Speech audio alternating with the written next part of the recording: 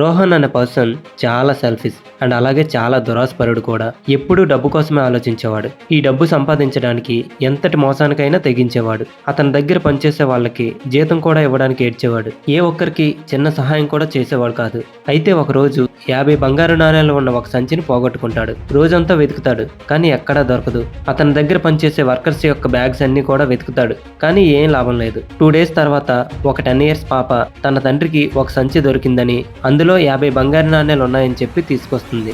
ఆ పాప తండ్రి ఈ రోహన్ దగ్గరే పనిచేస్తాడు. అతను చాలా నిజాయితీపరుడు కాబట్టి ఆ నాణేలను తిరిగి తన యజమానికి ఇచ్చేయాలనుకుంటాడు. అది ఇచ్చేటప్పుడు అందులో 50 నాణేలు ఉన్నాయో లేదో చెక్ చేసుకోమని చెప్పమని చెప్తాడు. రోహన్ చెక్ చేసుకొని 50 నాణేలు దొరికాయని సంతోషపడకుండా, ఇందులో 75 బంగారు నాణేలు ఉండేవి కానీ నువ్వు 50 మాత్రమే ఇచ్చావు, మిగతా 25 నాణేలు మీ నాన్న దొంగతనం చేశాడని గోల చేస్తాడు. అంతటితో ఆగకుండా ఈ విషయాన్ని రోహన్ కోర్టుకు తీసుకెళ్తాడు. జడ్జి ఇద్దరిని క్రాస్ ఎగ్జామినేషన్ చేశాక రోహన్ ని మళ్ళీ అడుగుతారు, నిజంగా మీరు పోగొట్టుకున్న సంచిలో 75 బంగారు నాణేలు ఉండేవా అని. రోహన్ అవుననే చెప్తాడు. అప్పుడు జడ్జి ఈ విధంగా తీర్పిస్తారు, రోహన్ పోగొట్టుకున్న సంచిలో 75 బంగారు నాణేలు ఉండేవి కానీ ఈ వ్యక్తికి దొరికిన సంచిలో 50 నాణేలు మాత్రమే ఉన్నాయి కాబట్టి ఇది రోహన్ది కాదు. అలాగే 50 నాణేలు పోగొట్టుకున్నా అని ఎవరూ కూడా కంప్లైంట్ చేయలేదు. సో ఈ వర్కర్ నిజాయితీకి మెచ్చి ఈ 50 బంగారు నాణేల సంచిని వీళ్ళకి బహుమతిగా ఇస్తున్నానని తీర్పిస్తారు.